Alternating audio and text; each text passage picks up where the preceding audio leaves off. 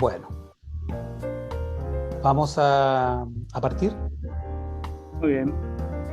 Cámara música.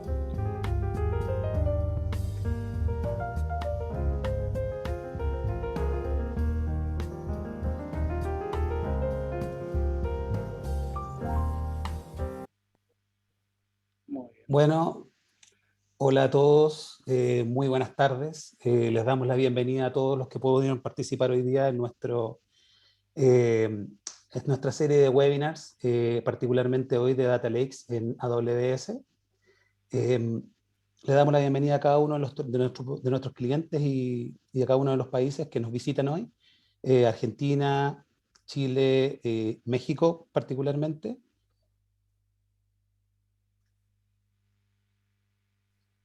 Dale la siguiente. Ay, perdón. Y primero que todo, les vamos a contar un poquito, para quienes no nos conocen aún, les vamos a contar quiénes somos. Nosotros somos una empresa multinacional, ¿verdad? Tenemos más de 25 años de experiencia ya en el mercado. Partimos como desarrollo de software y hoy día tenemos verticales como eh, proyectos ya en mano, fábricas de servicio y staffing principalmente. Tenemos alrededor de más de 100 clientes, más de 350 colaboradores a nivel de toda la región. Contamos con 6 oficinas y particularmente contamos con una certificación de calidad ISO 9001. Como parte de nuestro grupo de clientes que le comentaba anteriormente, tenemos una amplia gama de clientes que son mayormente empresas grandes y que actualmente estamos desarrollando en algún par de ellos desarrollos de Data Lake particularmente.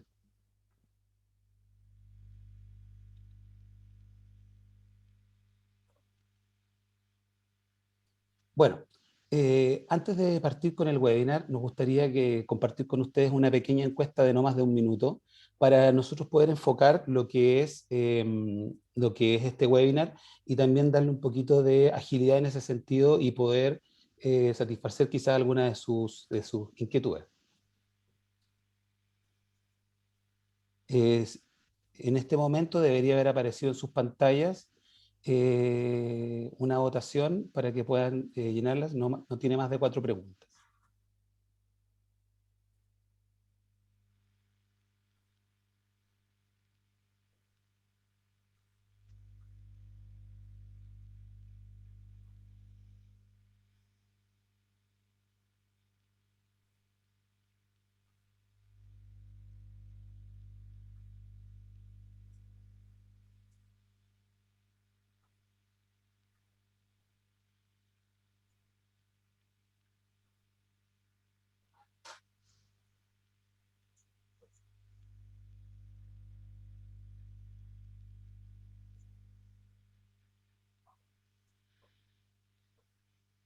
Bueno, les damos las gracias por haber respondido a la encuesta y ahora vamos a pasar a lo que nos convoca, que es poder empezar con este webinar.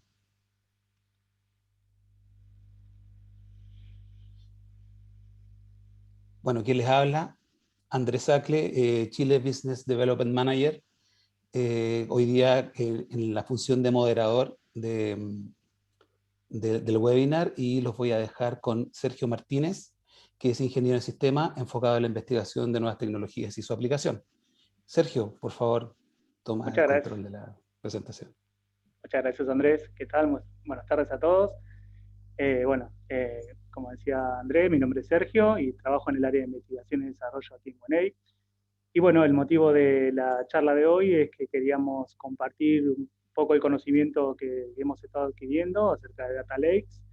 Creemos que los Data Lakes es un componente esencial para la construcción de cualquier plataforma de datos preparada para el futuro, ¿no?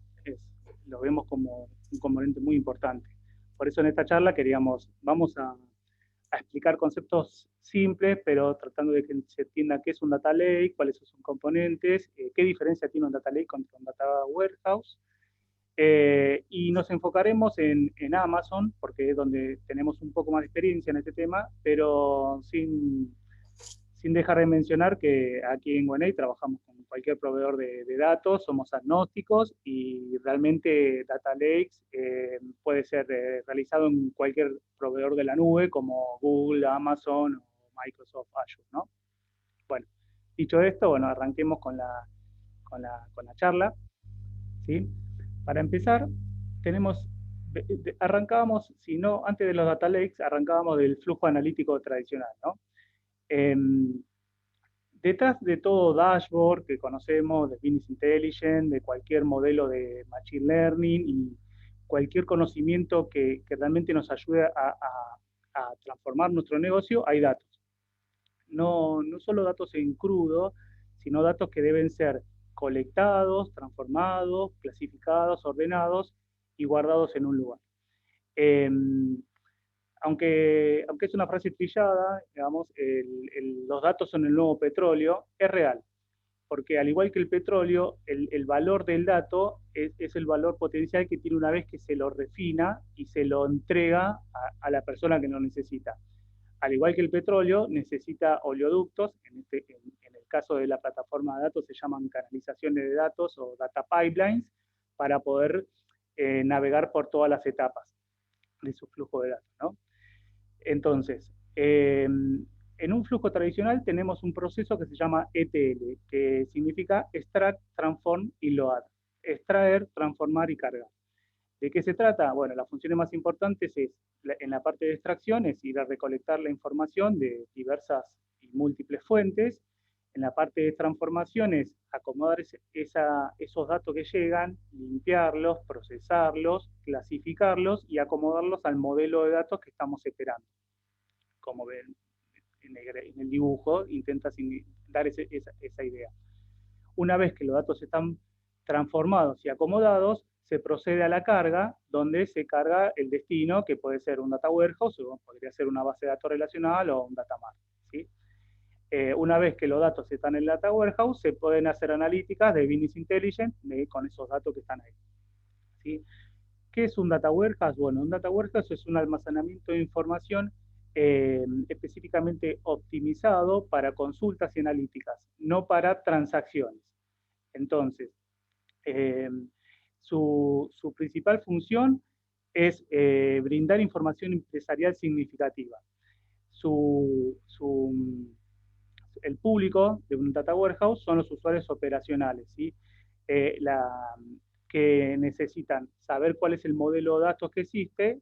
Para ellos la información es fácil de entender y de usar. Tradicionalmente, hacer un flujo de datos así implicaba una gran inversión inicial en hardware, en software, en licencias, contar con una base de datos relacional que funcione como data warehouse, preparar o conocer las preguntas que quiere responder ese data warehouse de antemano, ¿sí? Antes de cargar los datos, yo necesito saber qué preguntas voy a responder con Data Warehouse para preparar un esquema de datos que me pueda almacenar los datos para brindar esas respuestas, ¿no? Y bueno, tradicionalmente, antes con esa visión, con este esquema, las empresas digamos, podían tener una visión completa de 360 grados de la información de su empresa. Pero con la llegada del Big Data, esta idea se complica porque, porque no, el Data Warehouse empieza a llegar a su límite de almacenamiento y de su capacidad de cómputo. Entonces, ciertas empresas empezaron a mover la información, los datos que menos se utilizaban, los empezaron a poner en sistemas basados en Hadoop, que es una tecnología para procesamiento paralelo, y empezaron a volcar ahí cada vez más datos. Con el tiempo se dieron cuenta de que podían hacer mucho más con esos sistemas y empezaron a meter ahí datos de todo tipo de diversos sistemas, como pueden ser IoT, bueno, aplicaciones móviles, archivos log, empezaron a meter mucha información ahí y eso se transformó en lo que hoy conocemos como un data lake. Bueno, seguimos. Como decíamos, el problema del esquema tradicional basado en un data warehouse se complica con la llegada del Big Data. ¿Por qué? Bueno, para empezar, se estima que el 90% de la información que tenemos actualmente se generó en los últimos 5 años en el universo digital. El Big Data ocasiona tiene tres tipos de características, se las conoce como la 3B. La primera es el volumen, digamos, los datos que se manejan son abismales, hablando ya a niveles de petabytes, que son 1.000.000 de gigas, o exabytes, 1.000.000.000 de gigabytes de información. La velocidad de cambio que tiene, el universo digital se duplica todos los años, duplica su tamaño, ¿sí? Y la cantidad de datos que consume una empresa que tiene información en una ingesta continua, por ejemplo, es muy grande, segundo a segundo, ¿sí? Y la variedad son los datos en distintos formatos, tamaños, estructuras, fuentes, ¿sí? El 90% de la información que una empresa puede consumir están en un formato no estructurado o semiestructurado, ¿sí? Por eso es tan importante el, el proceso de transformación para acomodarlos al modelo de datos que uno está esperando en un data warehouse, ¿sí? El problema del Big Data es el caudal de información que trae aparejado, ¿sí? A partir de ahí se empezaron el Big Data se empezó a trabajar en conjunto con el Machine Learning, el Deep Learning en este sentido. Con Big Data son herramientas de ingesta de datos, se procede a recolectar toda la información y almacenarla, ¿sí? Esa es la tarea del procesamiento de Big Data. Después, con Machine Learning, es posible analizar esos datos y extraer patrones de conducta, predicciones y todo tipo de proyecciones. Y con el Deep Learning, bueno, uno puede ir un escalón más ahí, más al fondo, y aprender patrones automáticamente y que el sistema y el algoritmo vaya aprendiendo con el tiempo. Bueno, seguimos. Entonces, estamos hablando de Data Lake. Veamos qué es un Data Lake, ¿sí? Un Data Lake es básicamente un enfoque arquitectónico que propone un repositorio de almacenamiento central que permite guardar todo tipo de datos, estructurados o no, a cualquier escala, sin procesar hasta que se lo necesite, ¿sí? La idea es simple: en lugar de tomar información de distintas fuentes, procesarlas en un esquema relacional determinado y almacenarlas en un data warehouse, con un data lake, yo tomo la información y la guardo, ¿sí? La guardo a espera de futuras necesidades de la empresa, ¿sí?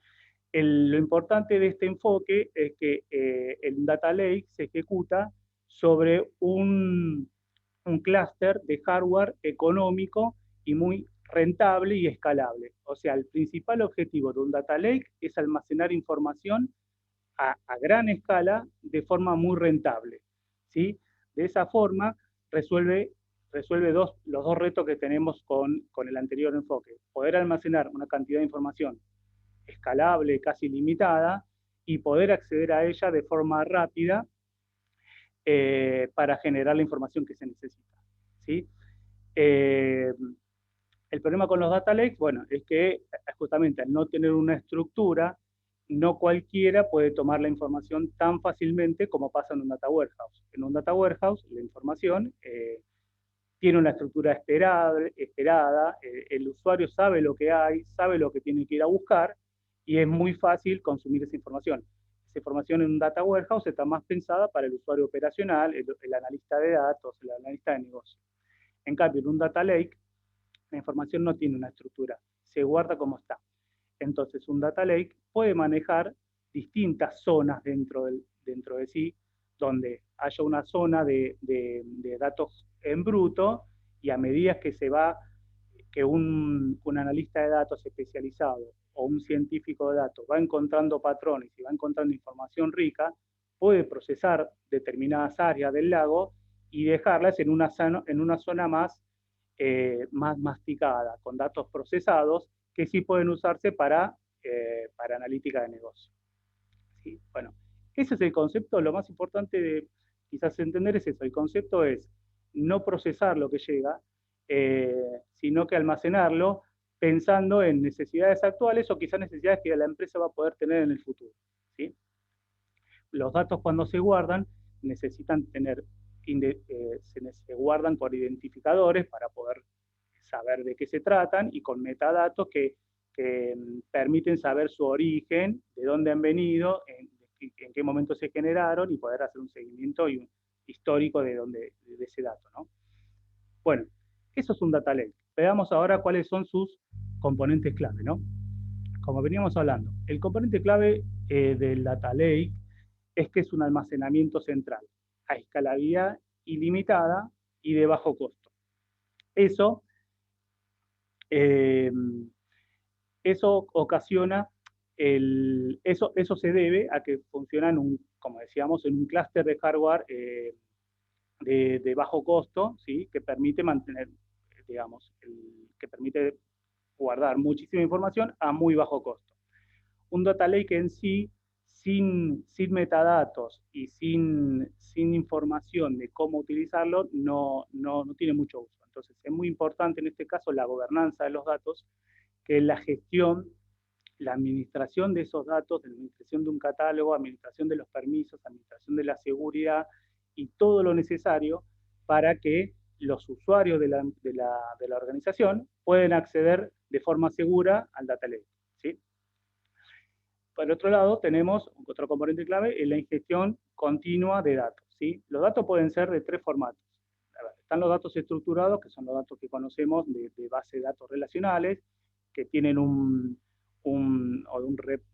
archivo Excel, tienen un formato específico, tienen un determinado tipo, cantidad de columnas, uno sabe lo que se espera. Esos son los datos estructurados.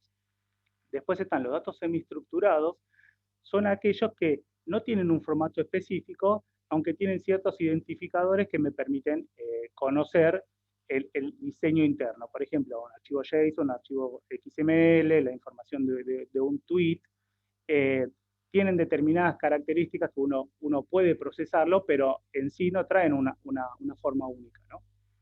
Por otro lado están los datos no estructurados, que son cualquier archivo que no traiga una estructura definida. Por ejemplo, pueden ser archivos de texto, guardar los mails, archivos de log, PDFs, imágenes, videos, audios. Cualquier archivo que no tenga un formato definido es no estructurado. Como decíamos antes, solo el 10% de los datos que se consumen normalmente son estructurados. El 90% estamos hablando de datos semiestructurados y no estructurados. Por eso es tan importante poder almacenarlos para después procesarlos en el momento que sea necesario, ¿no? Bueno, por otro lado, también mencioné que un data lake sin un catálogo, sin una forma de saber lo que tiene adentro, bueno, es un montón de datos sin sentido, ¿no? El catálogo centralizado nos ayuda a entender los esquemas que tenemos guardados ahí adentro, ¿sí? Porque a medida que los datos van entrando, se guardan en un lugar específico, se lo cataloga, se lo indexa, ¿sí? Para poder encontrarlo rápidamente, y se detecta su estructura y se lo guarda en un catálogo central. Ese catálogo central es el que después se utiliza para poder acceder al data lake y tomar la información que uno necesita, ¿no? Por lo menos saber dónde está la información de determinado red social, de determinada fecha, bueno, la tengo en determinado lugar, ¿sí? No sé lo que tiene adentro, pero yo sé dónde está y sé de dónde vino, ¿no? Bueno, dentro de un data lake, como dice ahí, se disparan otros procesos ETLs, porque, como decía, un data lake puede estar particionado a la vez en distintas zonas que va desde el dato bruto, crudo, total, a medida que uno lo va conociendo y lo va procesando, puede ir evolucionando a distintas zonas donde el dato cada vez tiene más estructura para que sea más fácil de consumir. Bueno, todo eso, ese movimiento, esos ETLs internos de los datos en un data lake se realizan in situ, ¿sí? No hay movimiento de datos, no es que se copian los datos para procesar y después se vuelven a dejar, sino que los datos se procesan en el lugar y el resultado que se obtiene se guarda en otra zona del lado. Y por último, el data lake tiene que estar preparado para dar conectividad a las analíticas, ¿sí? De esa información en bruto o ya con ciertas transformaciones, deben poder alimentarse cualquier solicitud de Business Intelligence, Machine Learning sobre todo, y lo más importante, un data lake no tiene un motor de consulta específico, como por ejemplo, si yo tengo una base de datos relacional, MySQL o SQL Server, tengo un motor de datos específico, ¿no? En cambio, el Data Lake solamente consta de almacenamiento y permite aplicar cualquier tipo de herramienta analítica, por ejemplo, no sé, ahí puede haber Presto, es una herramienta de SQL para Big Data creada por Facebook, o puedo utilizar eh, Spark, ¿sí? O Spark Machine Learning para algoritmos de Machine Learning. Bueno, el, bueno, como decía, las queries se resuelven en el lugar. La información se procesa en el data lake y solamente se devuelve el resultado. No hace falta sacar toda la información que necesitó el data lake para procesarla externamente. Bueno, entonces ahora con esa información, ¿cómo se complementan un data lake y un data warehouse? Sí, como decíamos, se fue migrando de un proceso puro de ETL a lo que se llama ELT. ¿Qué es ELT? Bueno, se, se alternan las letras, en vez de un extract, transform y load, como es un ETL, el ELT es un extract, load, transform. ¿Qué significa? Que yo extraigo los datos, ese paso es igual al ETL, se extraen los datos de las diversas fuentes, la diferencia es que directamente se carga, se hace en el load en el data lake. Eso acelera mucho el proceso de ingestión de datos y puede consumir muchísimo más información que un ETL, porque en un ETL la información se encola para ir siendo procesada a medida que va ingresando. En cambio, en un data lake, toda esa información se puede ingerir rápidamente porque se guarda así como llega. Después, puede, pueden convivir, es más, es muy recomendable que convivan los dos sistemas porque después se puede transformar esa información y puede unirse al sistema, digamos, al flujo normal del ETL, ¿no? Para volcar esa información en un data warehouse y seguir obteniendo analíticas de business intelligence. Ahora, una vez que yo tengo esa información en mi data lake, ya tengo también la posibilidad de hacer business intelligence directamente, si yo tengo científicos de datos, analistas de datos que tengan capacidades para procesar información de un data lake, pueden tomarla directamente de un data lake y bueno, y los científicos de datos tienen todo un caudal enorme de datos crudos para generar machine learning, generar nuevos modelos, interpretar patrones de comportamiento y todo tipo de conocimiento que puedan obtener. El científico de datos siempre está deseando la mayor cantidad de datos para buscar patrones desconocidos, para entrenar mejor a sus modelos de Machine Learning. Entonces el Data Lake es la solución perfecta para lo que es el, la ciencia de datos, ¿no? Bueno, como verán, la idea de un Data Lake no es suplantar a un Data Warehouse. Al contrario, en la mayoría de los casos, los Data Lakes van a convivir con un Data Warehouse porque se complementan. Puede haber procesos que continúan su proceso normal de ETL, ¿sí? Tradicional, y para información no estructurada o semiestructurada que yo quiero almacenar para, para tener el potencial de generar eh, insight sobre esa información, insight, poder generar modelos, hacer ciencia de datos, puedo volcarlas en un data lake y quizás en un futuro encontrar necesidades específicas de eso que estoy guardando, ¿no? Bueno, este es el modelo que quedaría una vez que en una empresa se, se desarrolla un data lake y se lo complementa, bueno, complementando un data warehouse. Bueno, sigo, ahora vamos a comparar, porque en realidad lo que estoy nombrando mucho, Data Lake y Data Warehouse, y se parecen bastante en algunos aspectos y son muy diferentes en otros, ¿no? Eh, son muy fáciles de confundir y en principio uno tiene ciertas dudas porque tienen el mismo objetivo. En realidad arranca con el objetivo en común, que es ser un gran repositorio central de datos para alimentar las necesidades de información de la empresa, ¿no? En eso claramente los dos tienen el mismo objetivo principal. Pero después son mucho más las diferencias que esas semejanzas. ¿Sí? Cada uno de los aspectos son muy diferentes entre sí. Para empezar, como vengo diciendo, El Data Warehouse solamente guarda datos procesados y estructurados, que fueron diseñados y ajustados al modelo relacional que tiene el Data Warehouse, ¿sí? Para eso se fue necesario pensar las preguntas primero, desarrollar un modelo relacional para poder contestar esas preguntas y hacer un proceso TL que alimente esas tablas para poder obtener las respuestas. En cambio, Data Lake no, Data Lake guarda los datos brutos, así como llegan, más allá que puede tener distintas zonas de mayor procesamiento, digamos posteriormente, pero en principio los datos se guardan brutos, ya sean estructurados, no estructurados, semiestructurados, todo se almacena, se cataloga, se etiqueta y se lo dejan en el Data Lake. La finalidad de los datos, como decimos, por un lado en el Data Warehouse está bien definida, se sabe lo que quiere responder, en cambio en un Data Lake, digamos, está por determinar. El Data Lake son datos potenciales a la espera de necesidades de información de la empresa y que los científicos de datos puedan navegarlo y puedan descubrir ciertos patrones. Nada quita que si el científico de datos, la persona que está analizando un data lake o parte de la información de un data lake, descubre ciertos patrones y cree que va a ser una información que va a ser consumida regularmente, se defina un esquema relacional para esa información y se genera un nuevo proceso de TL. Pero en principio está por determinar. Después el esquema, ¿qué significa el esquema on write? El esquema on read. Bueno, el Data Warehouse, al tener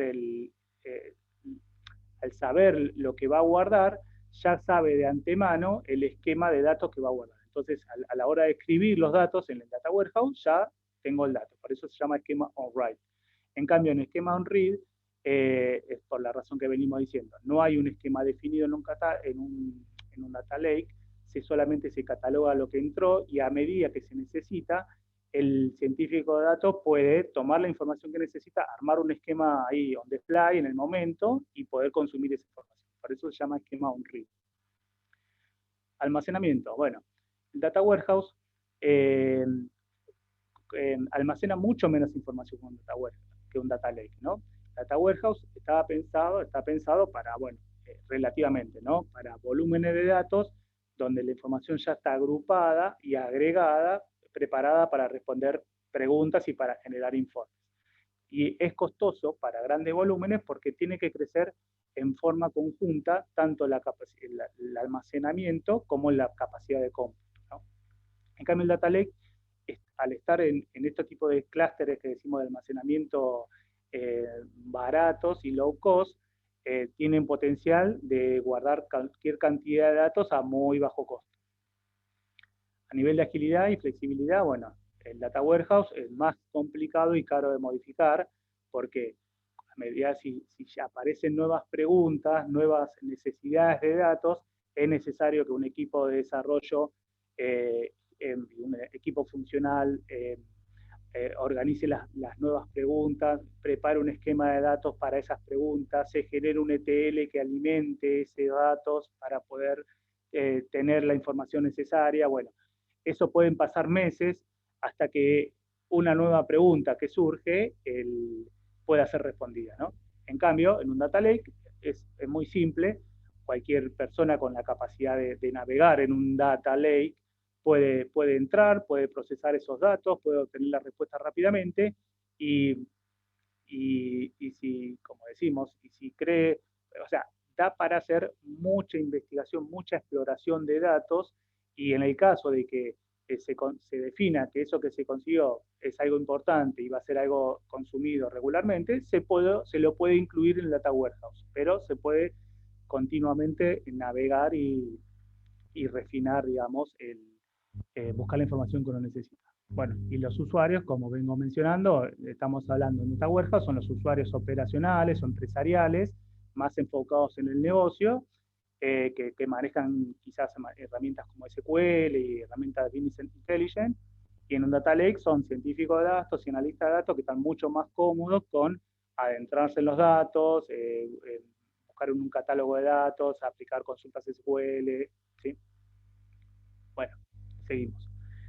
Los riesgos de un lago de datos, como, como decíamos, la principal virtud de un data lake es que puede almacenar cualquier tipo de datos sin necesidad de tener un esquema. Pero bueno, eso es un arma de doble filo, porque sin una correcta administración, un lago de datos corre el riesgo de convertirse en lo que se llama pantano de datos, ¿sí? Claramente, si yo no tengo objetivos claros, ¿sí? Un data lake debe estar guiado por objetivos claros y de negocio, ¿sí?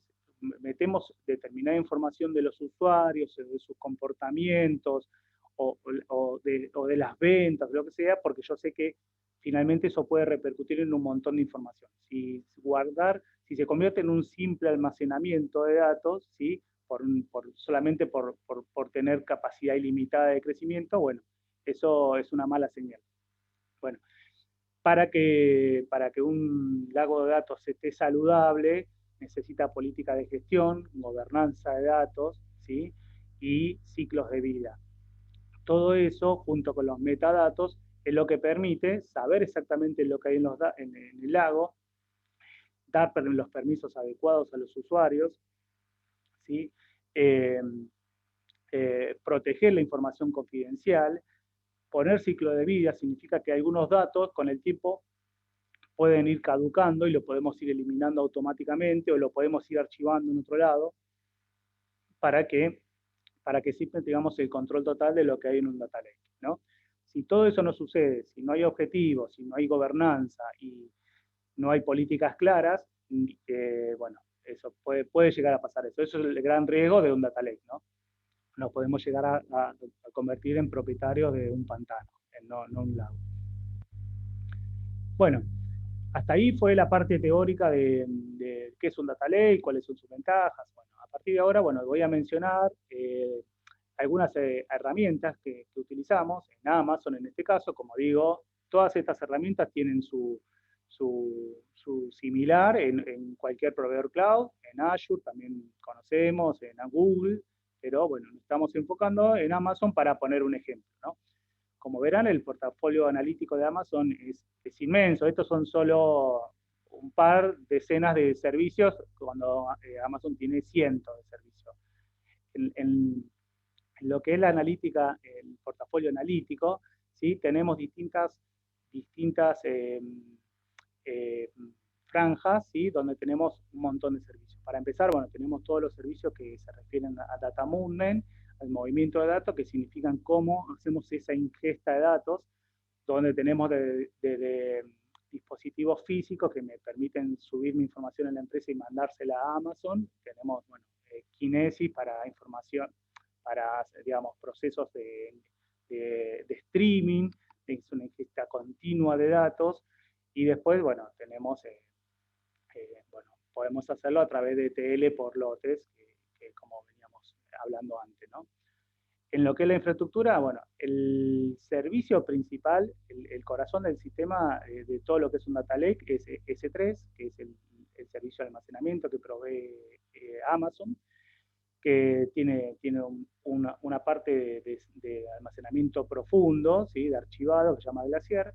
Después tenemos herramientas nuevas, como dice ahí, Lake Formation, que después vamos a hablar, y bueno, Amazon Glue, que también vamos a hablar más adelante. Por otro lado, después tenemos una franja de herramientas de analíticas que, bueno, que permiten justamente procesar esa información. Digamos, tenemos varias, nombro algunas solamente para la más importante para nosotros: Redshift, que es un data warehouse, como venimos nombrando; MR, que son herramientas de procesamiento Big Data, donde detrás de eso corre un Spark y corre Hadoop, que nos permiten procesar bueno, grandes volúmenes de información en paralelo. Después tenemos Amazon Glue, voy a hablar más adelante, que es una herramienta para hacer ETLs, y Athena para procesar analíticas, digamos, dinámicamente con consultas SQL. Elasticsearch y Kinesis, bueno, me permiten indexar información y me permiten hacer una ingesta continua en tiempo real. Por último, bueno, en herramientas de visualización tenemos cientos, voy a nombrar solamente dos. KickSize es una herramienta para generar dashboards, ¿sí? digamos, no tiene un costo fijo, sino que es pago por uso, site. Y bueno, y SageMaker es toda una plataforma gigantesca y muy rica de Machine Learning, de inteligencia artificial, donde cuenta con decenas de herramientas internas. Por ejemplo, tiene una IDE para trabajar digamos, en un browser, tiene herramientas para generar modelos, para entrenarlos, para elegir automáticamente el mejor algoritmo, para hacer limpieza de los datos para un modelo de inteligencia artificial.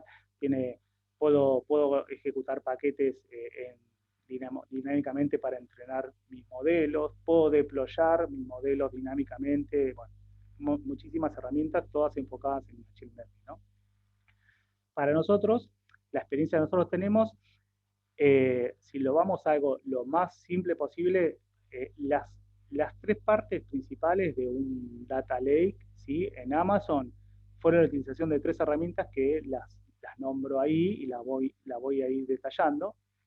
Una es, la menciono ahora para ir detallándolas, S3 como servicio de almacenamiento, Glue como servicio de TL y Athena como servicio de consulta. Bueno, voy a mencionar primero lo que es S3. Bueno, S3 es el corazón de la arquitectura de un data lake cuando puede estar en Amazon. Es un sistema de almacenamiento, bueno, un servicio de almacenamiento de objetos infinitamente escalable, de alta disponibilidad y performance, ¿sí? Tiene una durabilidad que se denomina 11.9 de 99,9999, donde cada objeto que uno coloca se replica en 6 lugares distintos dentro de la misma región. Puedo elegir más regiones, pero por default estoy en una región, tengo 6 zonas distintas. Provee herramientas nativas de seguridad, encriptación, sin afectar la performance. Tengo la estructura en sí de S3 está compuesto por, digamos, ahí se ve un pequeño diagramita de un baldecito separado en tres, porque de una cuenta dependen los buckets. Los buckets como son los repositorios donde meto mis objetos, y dentro de un bucket tengo los objetos, ¿no? Todos los permisos y los metadatos se están siempre a nivel de objetos.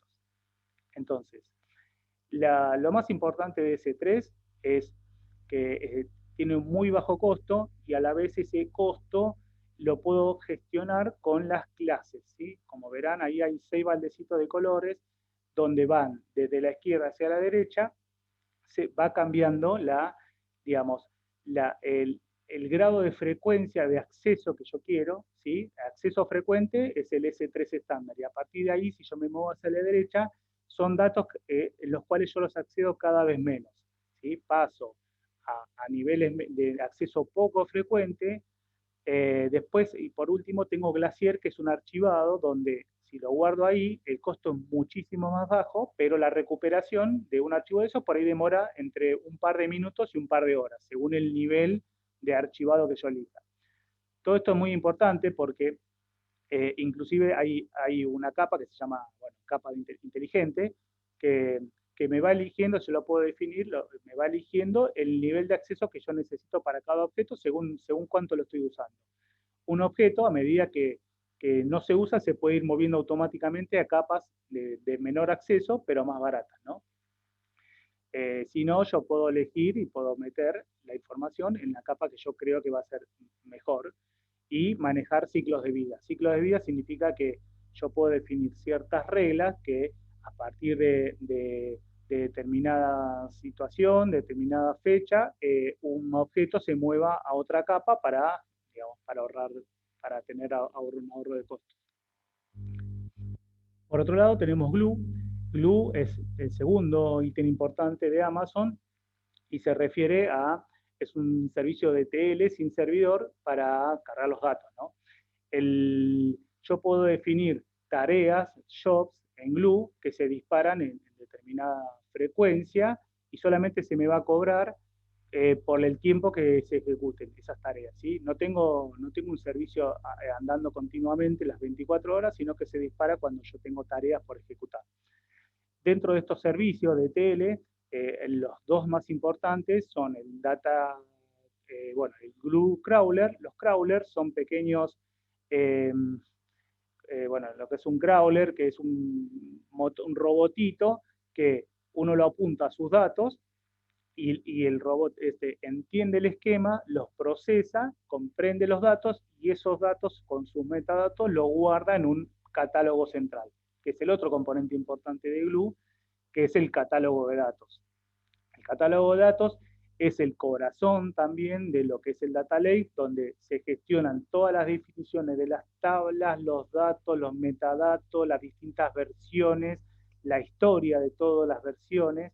Bueno, todo eso es lo que después me va a servir para consultar ese catálogo y poder utilizar la información que yo tengo guardada en el Data Lake desde otros servicios, como puede ser Athena, que vamos a ver ahora, o servicios de tele que necesitan saber qué tienen que agarrar, bueno, consultan el catálogo y siguen procesando.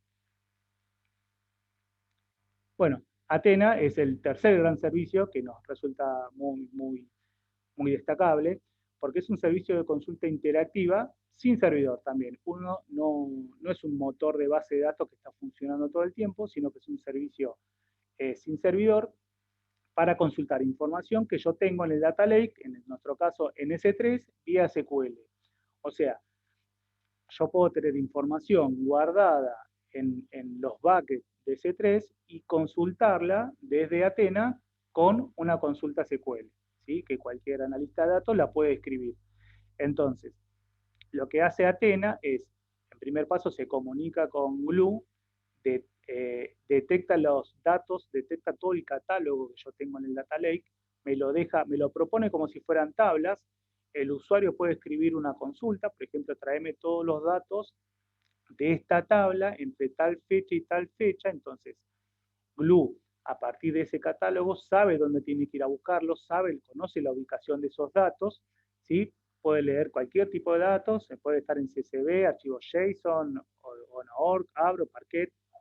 Es importante, digamos, utilizar, ahora voy a poner un ejemplo, los datos de la forma más comprimida y optimizada posible, porque ahí viene el secreto de Athena, es que nos cobra por la cantidad de información que escanea, ¿sí? Yo puedo tener un data lake gigantesco y lo que me va a cobrar Athena es toda la información que necesito recorrer para poder responder mi consulta. Ahí en el dibujito yo marqué una parte de la imagen, dice, bueno, tardó 7 segundos y escaneó 55 megas.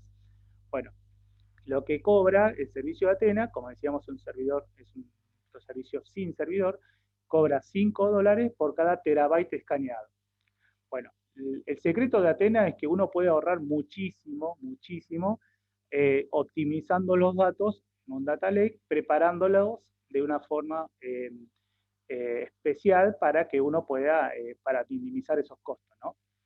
Ahí dice que puede ahorrar entre un 30 y un 90% vía partición, compresión y conversión columnar. Bueno, ¿qué significa eso?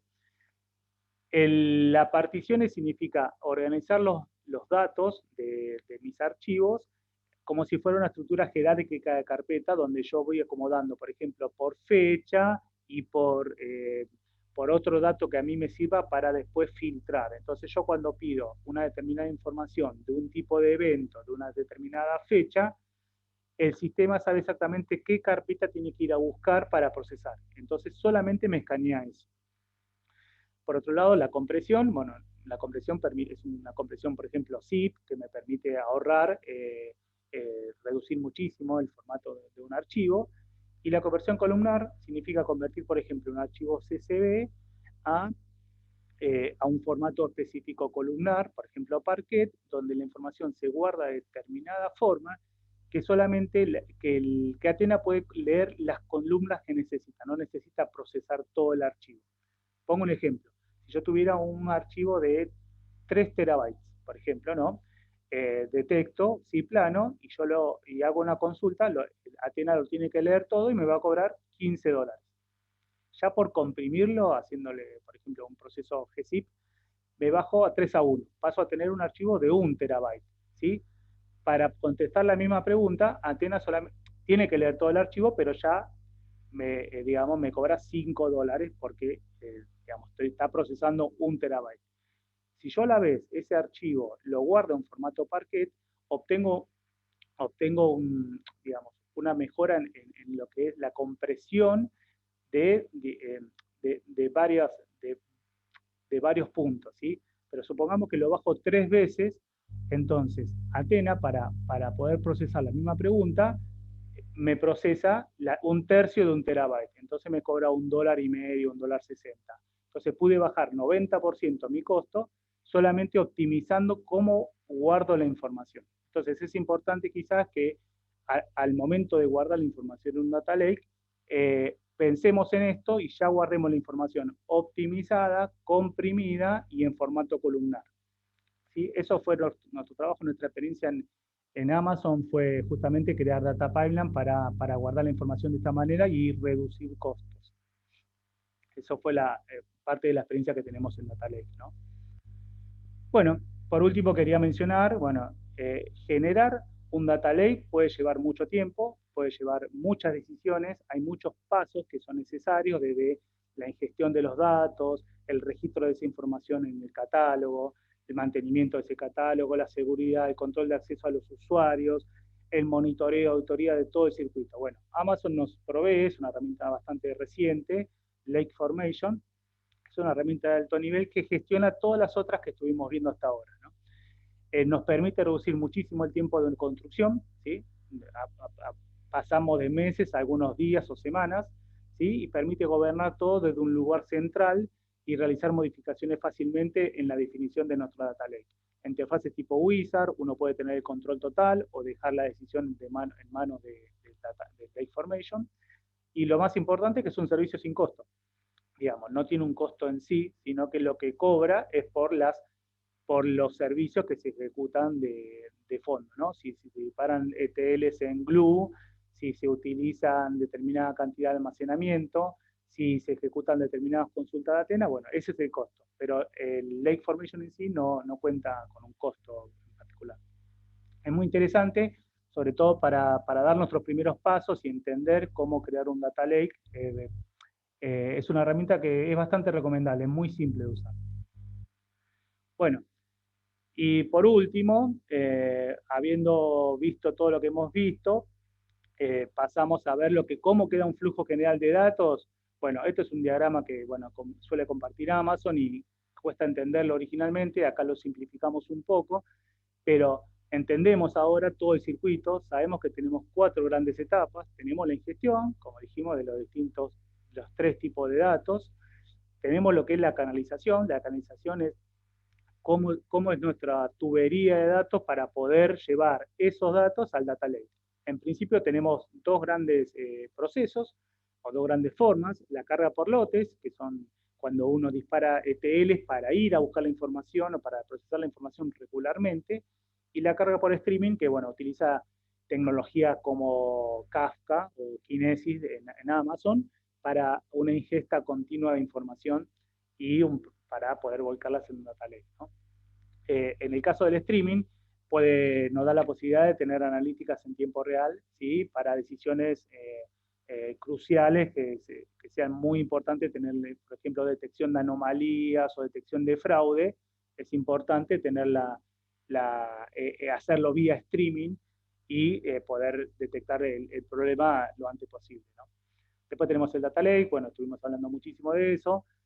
Les conté que tenemos datos puros, después podemos tener cierto preproceso, enriquecimiento de esa información, transformación, podemos categorizar, anotar, podemos traer información externa para complementar la información que tenemos, y proceso de indexación para también generar la posibilidad de buscar texto libre en todo el data lake, saber exactamente lo que tengo.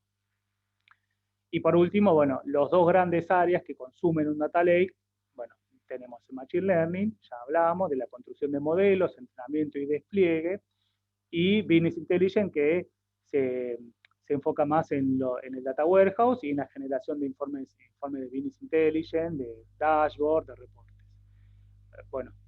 Ese es el diagrama completo de lo que sería todo un flujo completo. Y espero que con todo lo que fuimos viendo quede un poquito más claro, ¿no? Por último, comentarles, hacer solamente el cierre, decir que creemos que un data lake es un componente esencial en la construcción de una plataforma pensar en el futuro, con escalabilidad, con capacidad de almacenamiento, ¿sí? Que nos permita, quizás hoy no tenemos las preguntas, quizás en el futuro, en unos años, se nos ocurre hacer un proceso de Machine Learning y sería muy importante poder ya tener acumulada la información de todos estos años. Entonces, aunque uno no cuente con la necesidad actual, si cree que va a necesitar Machine Learning, bueno, si cree y creemos que casi cualquier empresa hoy por hoy tendría que estar pensando en aplicar Machine Learning, empezar a aplicar Machine Learning de alguna forma, es muy importante empezar a pensar en la construcción de un data lake, donde guardemos la información que creemos que va a ser rica en el futuro, por ejemplo, qué datos tenemos de nuestros usuarios, de cómo utilizan nuestras aplicaciones, qué dispositivos utilizan, cuándo los utilizan, qué contenidos consumen, y bueno, para poder dar, por ejemplo, de un retail, conocer a nuestros clientes, darles ofertas personalizadas, hacer predicciones de ventas, bueno, en cualquier sector o rubro que ustedes trabajen, bueno, tener información rica y poder tomar decisiones más informadas en base a ellas es siempre muy importante, ¿no?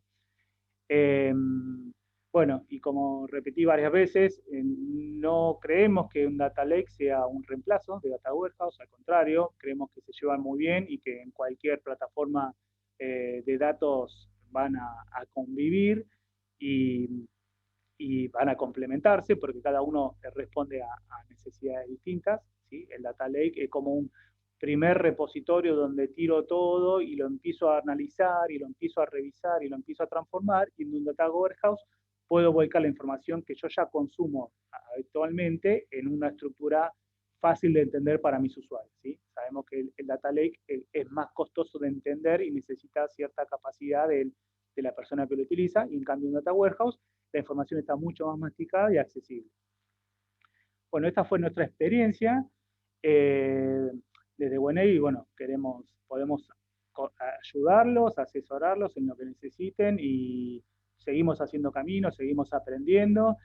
Espero que se haya entendido el concepto y el uso que creemos que es importante. Y bueno, paso a la parte de preguntas para responder, a ver, que quedan unos minutitos, si puedo responder algunas. Me voy a fijar qué preguntas se fueron haciendo. Por ejemplo, bueno, me preguntan que si le queda una duda, dice, si no tengo ninguno de los dos, ¿qué necesito? Entre Data Warehouse y Data Lake estoy preguntando. Bueno, creo que lo fui explicando ahora al final. Yo empezaría con un Data Lake, ¿sí? Eh, empezaría con un Data Lake, empezaría a guardar información y empezaría a acumularla. A medida que empiezo a tener información, empezaría a hacer análisis de eso, ¿sí? Para ver qué dato importante para mi negocio puedo sacar, ¿sí? Si, ay, perdón, si eh, a medida que encuentro patrones importantes o información gerencial o de negocio que creo muy rica, puedo armar un data warehouse simple y volcar esta información ahí, ¿sí? O directamente que las herramientas de Business Intelligence la consuman desde el data lake. Entonces, en ese caso, estaría teniendo, digamos, lo mejor de ambos mundos. Estaría guardando información en un data lake y estaría teniendo información ya organizada y agrupada. Esperen un minutito.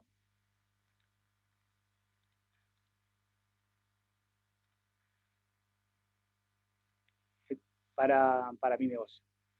Bueno, voy a otra pregunta que dice, si actualmente tenemos un warehouse, ¿cuán complejo puede ser pasar a Data Lake? Insisto, yo no pasaría a Data Lake, lo que haría sería construir en paralelo un Data Lake, ver a medida que pase el tiempo qué información puedo sacar de ahí, incluso la información que yo creo que valga la pena para volcarla en un Data Warehouse, la trasladaría para el Data Warehouse. O sea, finalmente yo me quedaría con el Data Warehouse que tienen actualmente y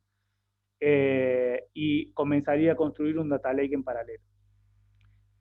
Otra pregunta es qué significa durabilidad de 99% en S3, ¿cómo se interpreta respecto a los datos? ¿Tiene que ver con tiempo? No, tiene que ver con que existe una chance millonésima de que algún archivo se pueda perder, yo nunca supe en ningún caso con ningún cliente, nunca jamás, pero bueno, creo que no te pueden decir que tienen 100% de durabilidad, ¿no?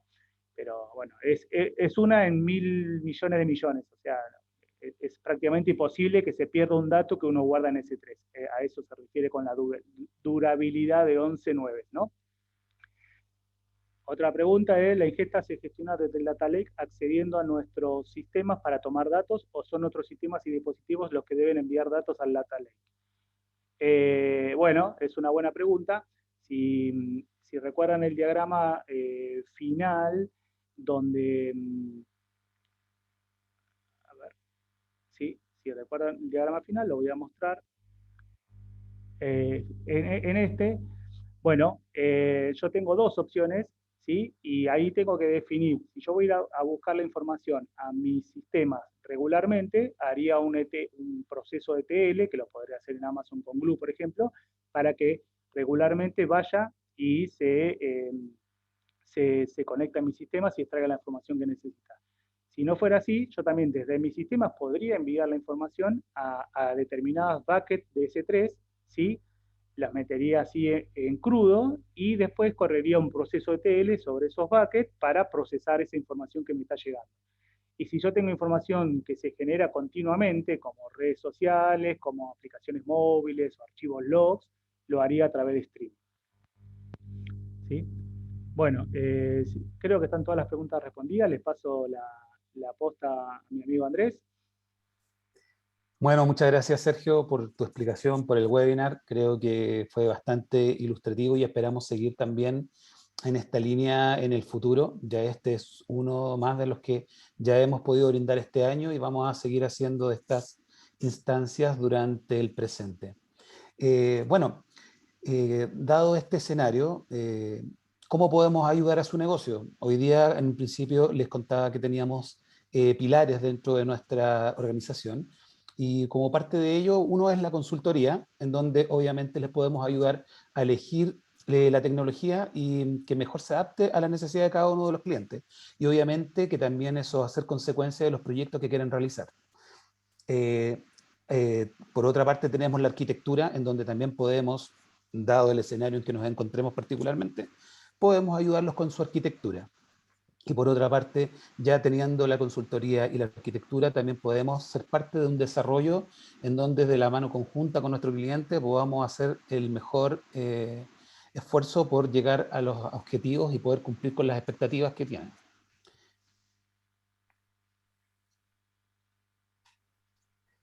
Y bueno, y aquí los dejamos para el día 11 de mayo, vamos a hacer un nuevo webinar que es de Serverless Computing y que ya les daremos más información al respecto y les enviaríamos las invitaciones correspondientes previo al lanzamiento del evento.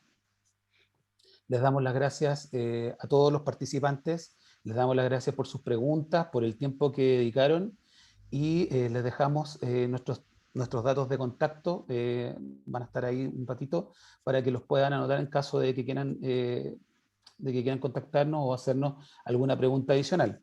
¿Ya? Bueno, y eso también es importante. Si alguna pregunta no surgió en este momento y y le surge ahora o le surge después, no duden en contactarnos. Nosotros vamos a estar contentos de poder colaborar con ustedes y poder llevar esa respuesta que necesiten. Muchas gracias de nuevo, Sergio, y muchas gracias a todos nuestros participantes. Quería comentar una cosita, Andrés, antes de cerrar. Sí, claro. Bueno, en el medio de la charla me olvidé vi los resultados de las encuestas y me gustaría compartirlos. Se ve claramente una tendencia a conocer Data Warehouse, ¿sí? Mayoritariamente la gente conoce lo que es un Data Warehouse o lo está utilizando y principalmente conoce lo que es Business Intelligence, y realmente lo están usando en sus empresas y tienen poco conocimiento o no conocían lo que es un data lake, que es lo que más o menos esperábamos, porque bueno, data lake es una tecnología bastante reciente y que creemos que se va a ir afianzando, digamos, a partir de ahora. Bueno, nada más eso, quería comentar los resultados de las encuestas, nos sirve mucho a nosotros para saber cómo está el mercado. Y de mi parte también agradecerle su tiempo y habernos escuchado. Sabemos que es una hora de mucho tiempo. Bueno, también queremos meter mucha información junta y bueno, si tienen alguna duda adicional o nos quieren consultar algo, como decía Andrés, nos pueden consultar en cualquier momento a través de nuestras redes, en nuestros correos y lo vamos a Sí, estar contestando esas preguntas. sí, y recalcar que no solamente alguna pregunta respecto a Atelec, sino que también pueden tener, si tienen alguna sugerencia de algún tema en particular que está en nuestro alcance, que podamos nosotros tocar como interés, lo podríamos considerar también. Y como parte importante, vi que había una pregunta en un principio.